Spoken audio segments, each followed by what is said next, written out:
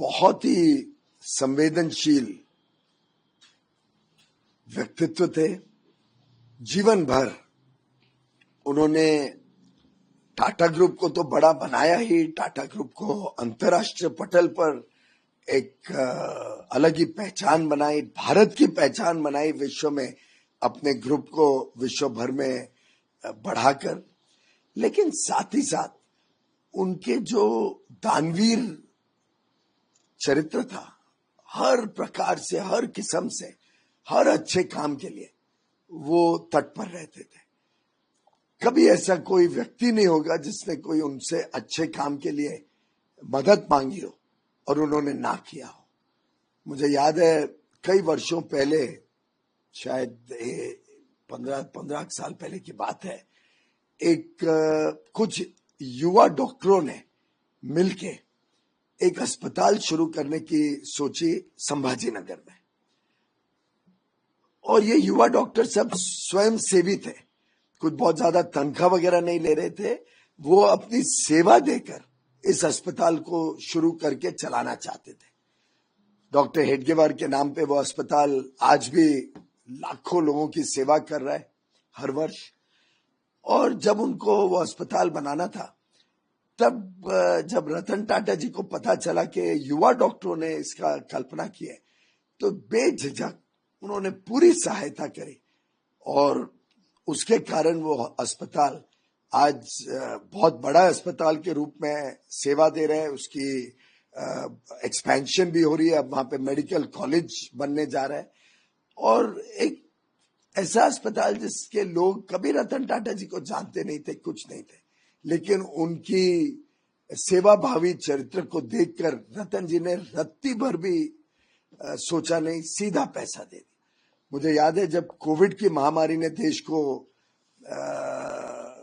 इतने तकलीफ में डाला, तब हमारी एक बातचीत चल रही थी कैसे भारत के उद्योग जगत के लोग मदद कर सकते हैं।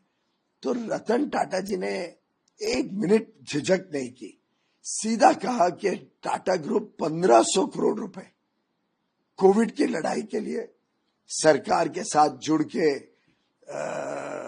खर्चा करेगा, बिना कुछ वापस सामने किसी प्रकार का कोई कंडीशन रखे।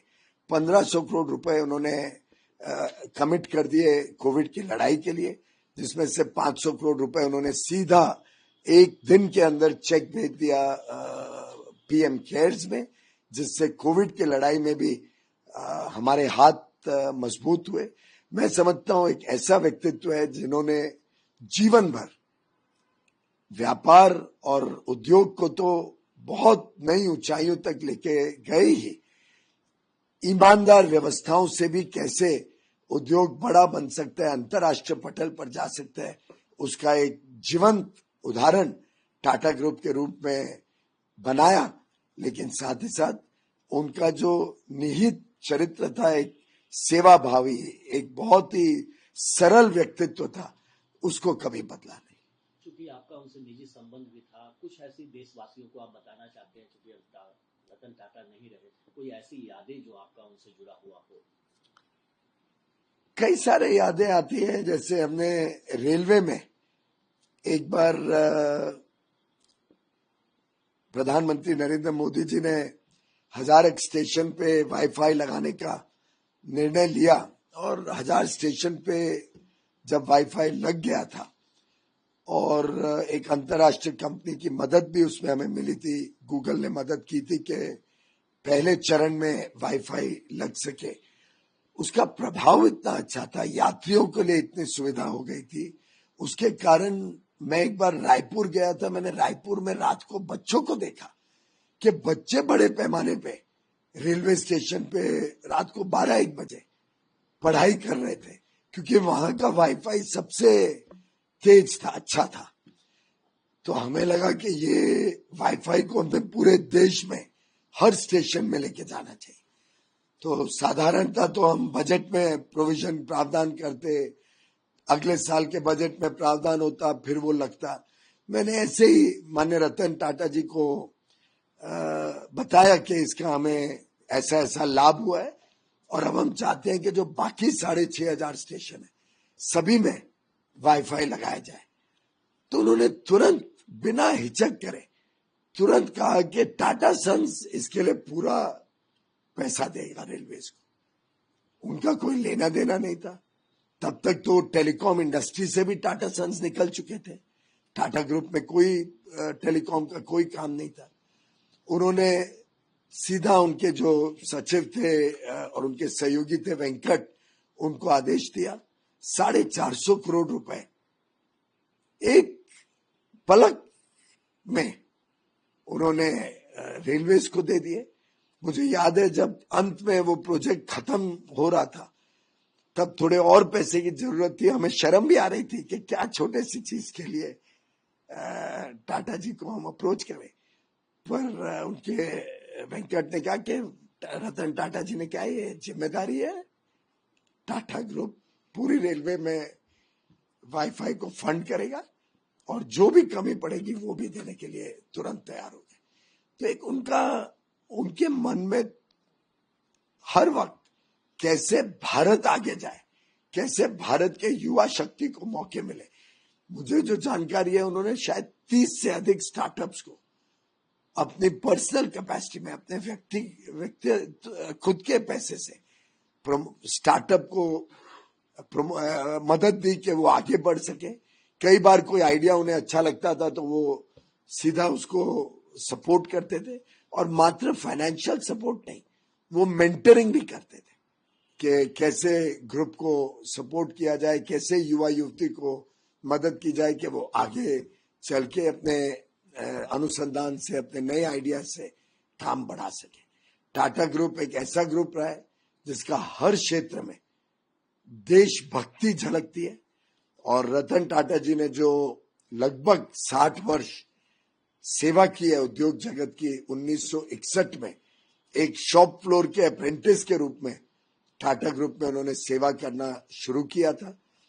छोटे से पोजीशन से, अपनी मेहनत से, अपने कृतित्व से, अपनी काबिलियत से वो टाटा ग्रुप के चेयरमैन बने और 1990 से लेकर 2012 तक, जब तक वो टाटा ग्रुप के चेयरमैन रहे, फिर शायद 16 से 17 के बीच भी 6-8 महीने के लिए उन्होंने कमान संभाली। लेकिन जीवन भर उन्होंने, मैं समझता हूं, टाटा ग्रुप को ही नहीं बढ़ाया, देश सेवा करी और देश का एक अनमोल रत्न के रूप में टाटा ग्रुप को खड़ा किया। ये रतन भी था देश का और शान भी थी देश की।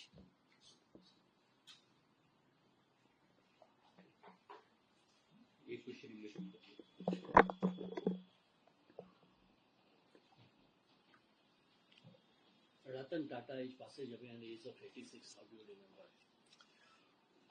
I think Mr. Ratan Tata will always be remembered as a true son of the soil who took the India story to the world and brought the world's story to India.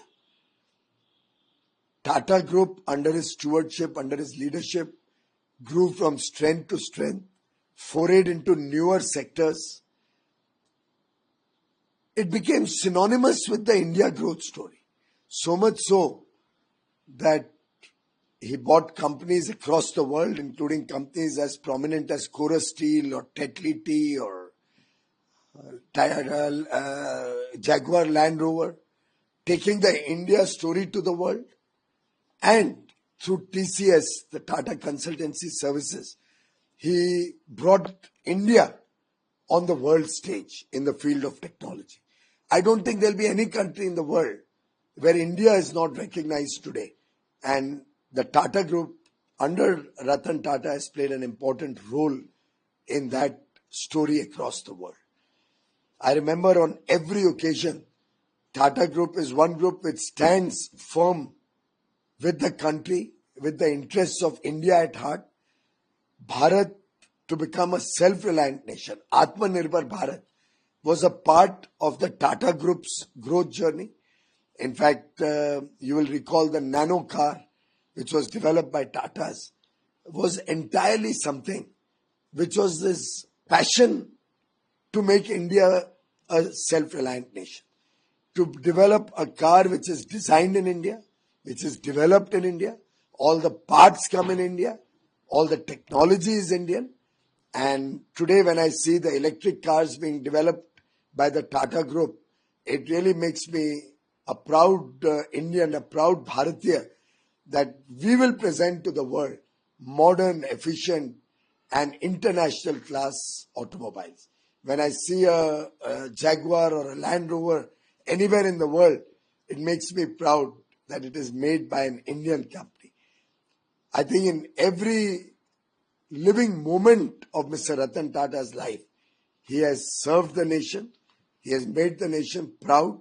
He will be remembered as a true son of the soil, a Ratna of Bharat, a person who will always be remembered, will be living in our hearts and will guide us through his memories on how we take this country to become a developed nation, a prosperous nation. Viksit Bharat 2047. The Prime Minister's vision for India was the dream of Ratan Tata, and we will all work to fulfill that mission. Any memory you want to share with countrymen you have? Well, on every occasion, Mr. Ratan Tata demonstrated simplicity, a very humane nature.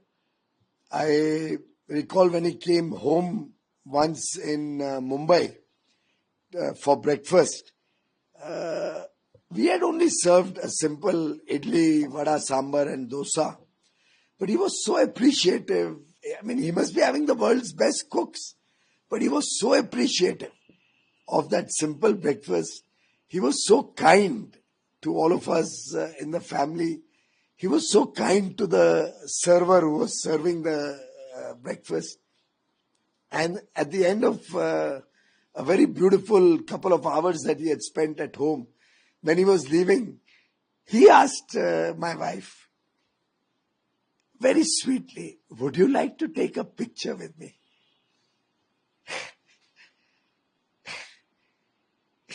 We really wanted to, but was shy to ask. He offered it. And it is these small, thoughtful gestures which make the man the Ratan Tata 140 crore Indians love and the world loves.